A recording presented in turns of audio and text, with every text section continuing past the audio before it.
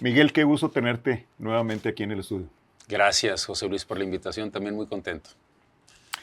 Miguel, en el 2024 los regios respiraron aire sucio prácticamente 8 de cada 10 días, de acuerdo con el Comité Ecológico Integral. En estos días de viento y polvo, estos días pasados que hubo incendios y provocaron la primera contingencia ambiental del 2025, tú has retomado el tema de Delegade y exhortaste a la presidenta Claudia Sheinbaum a actuar en la refinería de Cadereyta. ¿Crees que actuará o qué expectativas tienes en ese sentido? Mira, este es un tema en el que tarde o temprano tendrá que actuar la autoridad federal, la presidenta, como quien tiene la máxima autoridad, igual que el gobierno estatal y municipal. Es el tema de la agenda pública. A todos nos afecta la calidad del aire que respiramos. Ya está completamente documentado los daños a la salud que causa. La dinámica del día con día está cambiando, los niños no pueden salir a jugar, eso no es sostenible, entonces definitivamente se tendrán que tomar decisiones en relación a la refinería, que sí me parece que ha sido algo correcto de las diferentes organizaciones de la sociedad y los activistas en torno al tema, poner la refinería como el primer paso y eventualmente pasar a un plan de más de mediano y largo plazo de cómo garantizar las condiciones que nos regresen el aire limpio. ¿Cómo ves tú? ¿La refinería de Cadereyta es realmente el primer contaminante del área metropolitana de Nuevo León? Bueno, lo primero que hay que distinguir es que no todos los contaminantes tienen el mismo efecto en la salud. Es cierto lo que dicen quienes argumentan que no solamente hay que poner énfasis en la refinería, eso es cierto. El área metropolitana de Monterrey tiene industrias dentro de, digamos, el primer círculo de municipios metropolitanos que ya no tendrían que estar aquí. Esto es cierto. Sin embargo, la refinería, por su proceso productivo, porque todavía usa combustóleo, porque produce dióxido de azufre, está generando los gases que más perjuicio causan en los seres humanos. Eso por un lado. Y por otro lado, Pemex, la dueña de la refinería, es una empresa del Estado mexicano.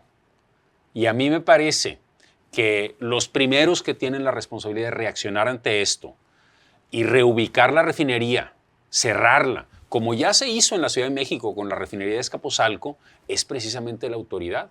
Porque la primera responsabilidad de la autoridad es proteger nuestra salud. Es decir, el derecho de los seres humanos a respirar aire limpio y a tener acceso a la salud es una responsabilidad constitucional que está muy por encima de otros argumentos, digamos, más en un tono nacionalista, medio rancio, de decir, bueno, es que Pemex tiene que seguir operando como lo hacía hasta entonces. Entonces, sí me parece que es el primer punto, la refinería. Y después de esto vienen muchos otros temas, la reubicación de industrias, el empezar a controlar el crecimiento del área metropolitana. Ya no podemos seguir expandiéndonos porque esto crea trayectos más largos y con trayectos más largos más contaminación.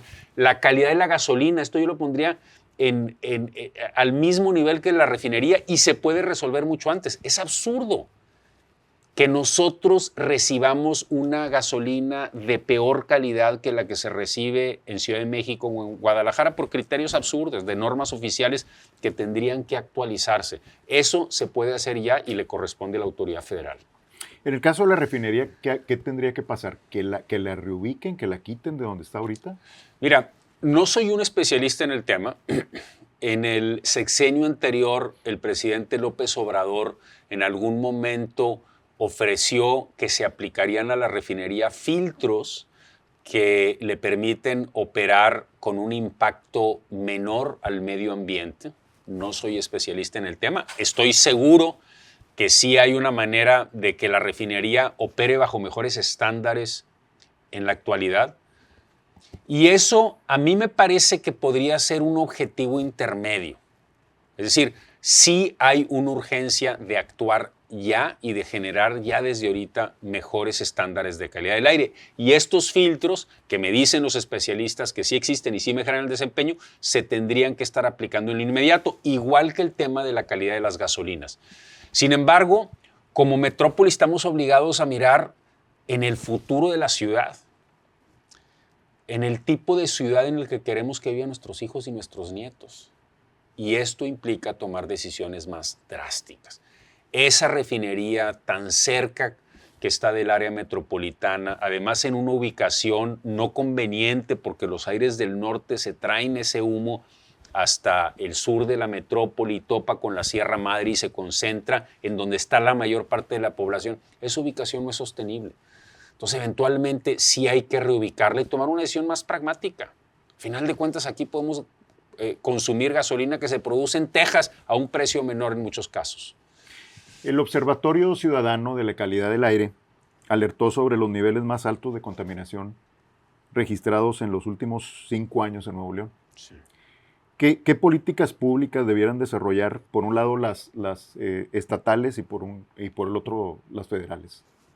Sí, bueno, primero, a nivel estatal, que es el ámbito desde donde se puede tener, digamos, jurisdicción, o sea, cierta influencia en todos los municipios metropolitanos, que además es donde vive la mayor parte de la población de Nuevo León, hay acciones que tendrían que ser como mucho más contundentes y con protocolos para una situación que ya es una nueva realidad para la metrópoli. El tema de las alertas ambientales. No es posible que estemos discutiendo que si hay alerta, que si es suficiente, que se está informando sobre la calidad del aire y no hace falta. No. En esto, que es algo que impacta tan directamente nuestra salud, aplique el criterio de que lo que abunda no estorba. Si ya hay información disponible a través de las diferentes aplicaciones, está bien, pero el Estado tiene que ser muy contundente. Así sea darnos una mala noticia día tras día tras día, esta es la calidad del aire y no es una calidad propicia para que salgamos a hacer ejercicio. Porque además eso nos va a poner a todos en la conciencia de lo grave que estamos viviendo. Yo te comparto que el último año de mi gestión convoqué un par de reuniones con alcaldes metropolitanos sobre este tema y los alcaldes acudían a mi llamado conscientes de la gravedad del problema, pero también me decían con mucha franqueza, me decían, oye Miguel, en nuestros municipios no es un tema que la comunidad tenga como un tema urgente. Híjole, te habla de que no nos ha caído el 20. Por una parte lo entiendo, porque en esta metrópoli hay muchos ciudadanos que viven en condiciones de reto en el día con día, llegar a la chamba con trayectos de 2 o 3 horas, el regreso, todas las obligaciones del día con día frente a la familia, y eso no te da margen para pensar en temas que impactan la salud, pero no es que sea inmediatamente el día que respiraste el aire de mala calidad. Pero por otra parte, nos habla de la importancia que tienen las autoridades de decir, aquí hay un tema que es de riesgo. Entonces, esa es una obligación del Estado. También es una obligación del Estado el vigilar la calidad de los automóviles y de los camiones que andan circulando por el área metropolitana. Esa es una competencia estatal donde los municipios pueden coadyuvar. Y los municipios, pues también hacer sus labores de vigilancia. Es poca la labor de vigilancia que se hace sobre los automóviles contaminantes y también estar informando sobre los estándares de calidad del aire en los diferentes puntos del municipio, que cambian mucho de un punto a otro dependiendo de la orografía. Entonces, también para que se tenga como esa sensibilidad fina de en dónde está más grave la situación del aire. Y a nivel federal, pues lo que ya comentamos, el tema de 2 acciones muy concretas. La calidad de la gasolina, eso es para allá. O sea, Monterrey Metrópoli requiere del nivel de calidad más alto, el mismo que se vende en la Ciudad de México, y el tema de la reubicación de la refinería que pasa por una estación intermedia que es el establecimiento de filtros para que ya de inmediato se siente el impacto. ¿Qué implica eso de mejorar la calidad de la gasolina? Mira, hay una norma oficial, no recuerdo el número, que establece, de acuerdo a criterios de la temperatura promedio en las diferentes ciudades, cuál es el tipo de gasolina que se vende en cada ciudad.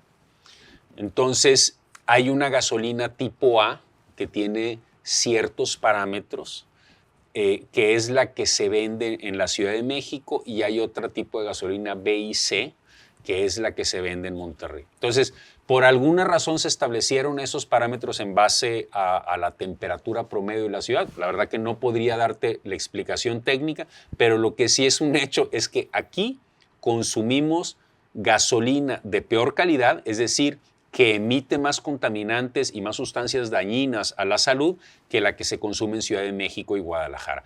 Aún y cuando la calidad del aire que tenemos aquí, ahorita, es bastante peor que la que se tiene en Ciudad de México y Guadalajara. Entonces, eso es nada más cambiar una norma y obligar al productor de gasolina, o sea, a Pemex, que nos venda esta gasolina de mayor calidad. Miguel, ¿por qué no hay un nuevo programa de respuesta a contingencias atmosféricas, el PRCA? Porque las autoridades estatales y la sociedad civil señalan que ya está obsoleto. Bueno, a mí me parece que hasta esta semana que hemos estado viendo reacciones ante las cuales el gobernador y su equipo se han visto obligados a tomar postura. Hace unos días la visita de la secretaria a nivel federal, la secretaria de Medio Ambiente, también pues, puso de manifiesto lo que es nuestro problema central. Pero a mí me parece que la razón por la que no se ha creado un nuevo plan es porque no hemos puesto el problema en su justa dimensión. O sea, este es un tema en el que tendríamos que estar sentados a la mesa, las autoridades estatales, los municipios, las instituciones académicas, nosotros desde la Escuela de Gobierno del TEC y desde diferentes instancias del TEC, desde TEC Salud, estamos trabajando en promover política pública que ayude a resolver el problema, en recopilar mejor información científica, sobre todo sobre el impacto a la salud que tiene la calidad del aire que estamos tolerando, y también en cómo organizarnos mejor como sociedad para presionar a que se logren los pasos que vemos como indispensables. Entonces, ¿por qué no tenemos un nuevo plan de cómo reaccionar ante esta situación? Porque no se le ha puesto, digamos, el nivel de prioridad que corresponde, y yo creo que estamos en el camino de ponerlo ahí, José Luis. En San Pedro, siendo alcalde, interpusiste un amparo indirecto para exigir que la refinería de Cadereyta garantice los derechos humanos a la salud y a un medio ambiente sano, con miles de firmas de vecinos. ¿Qué ha pasado? ¿Por qué todo sigue igual? Bueno, primero sobre eso, efectivamente cuando era alcalde de San Pedro, no solamente pusimos ese amparo, sino que elevamos la conciencia en general de la comunidad sobre el tema. En ese momento se inició un proceso de recolección de firmas para obligar al Congreso a tomar una postura sobre este tema. Hay ciertas normas, las normas de las consultas populares, que requieren un cierto número de firmas, y la realidad, José Luis, es que no se juntaron el número de firmas necesarias. Teníamos como requisito el juntar 90,000 firmas. Se llegó aproximadamente como a 30,000, 35,000. Y eso nos habla de la conciencia sobre el tema que había el año pasado. En este momento me parece que es mucho más la gente preocupada por el tema, y que tenemos que seguir empujando. A mí me hubiera gustado lograr más como alcalde, aún y cuando pues, mi responsabilidad pues, es a uno de los municipios dentro del área metropolitana, pero yo veo que en este momento el tema tiene mucho más relevancia en la agenda pública. ¿Y qué pasó con aquel acuerdo para reducir las emisiones contaminantes en busca del aire limpio, la que firmaste con los alcaldes de Monterrey y Santa Catarina Sí. en aquel entonces? ¿En qué se tradujo o fue solo un evento mediático? Bueno, nosotros en San Pedro, porque a final de cuentas ese fue un compromiso que hicimos los municipios que lo firmamos, digamos, de manera unilateral. Yo no tengo manera de vigilar qué hicieron los otros municipios, pero nosotros lo que sí hicimos es que pasamos a todos nuestros automóviles de las flotillas municipales por una verificación muy estricta y sacamos algunos de circulación, asegurándonos de que todos pasaran estos parámetros. Después empezamos a cambiar una parte importante de nuestra flotilla por autos eléctricos. Al final terminamos cambiando como 200, 250 automóviles. Creamos incluso una electrolinera para cargar los nuevos automóviles con luz solar.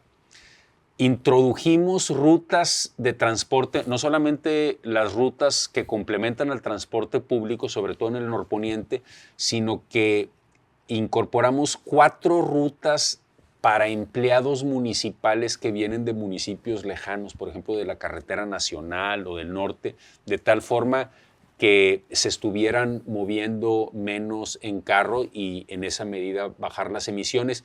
Y hicimos algo que no siempre es popular y que es parte de lo que te comentaba que tenemos que hacer los municipios apoyando el trabajo del Estado, empezamos a imponer multas a los camiones que pasan por el territorio municipal y están ostensiblemente contaminando, como dice el reglamento de tránsito. Esta es una norma que tienen todos los municipios en su reglamentación de tránsito, pero que se hace poco porque no se quiere generar incomodidad, porque hay otras, o así se percibe, para las corporaciones de policía y tránsito a veces se ponen otras prioridades. Entonces nosotros, estas acciones, te digo, incluyendo la multa a quienes pasan por el municipio están contaminando. La Comisión Ambiental Metropolitana, recién integrada, ¿qué papel jugará?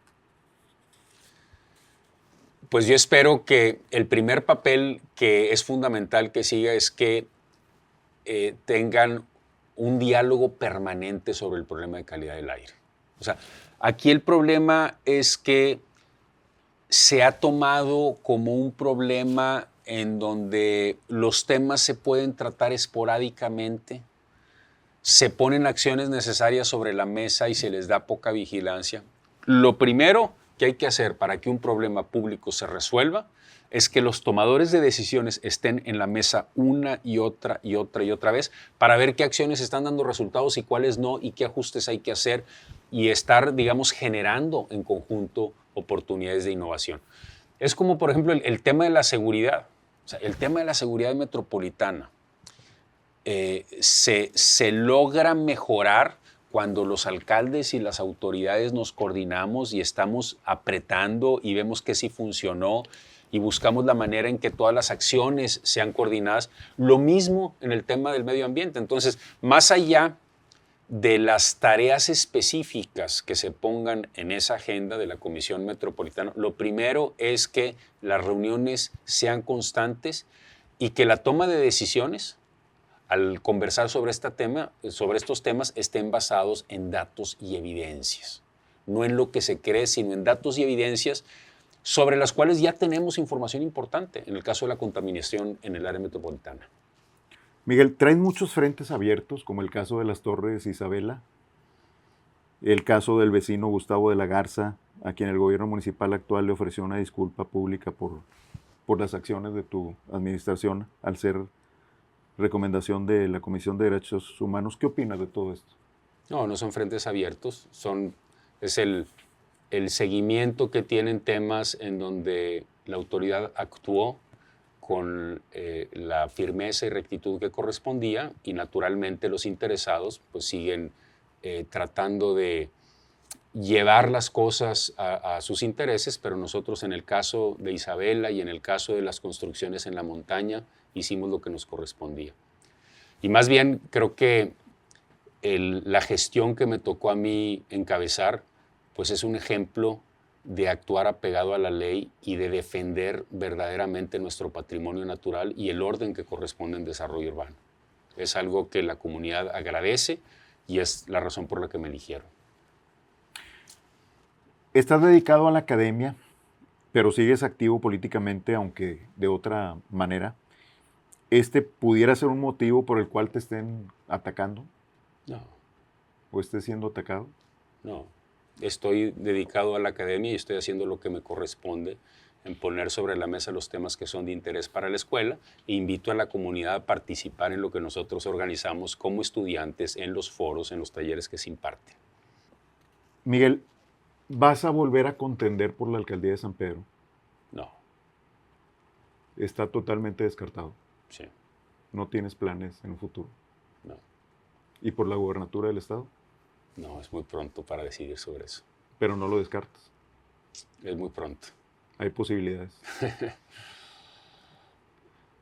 ¿Algo que quieras comentarle a la audiencia? Muy, muy contento en mi nuevo rol y pues invitarlos a estar atentos sobre los temas que traemos en la Escuela de Gobierno y sobre todo relacionados con los temas públicos del Estado.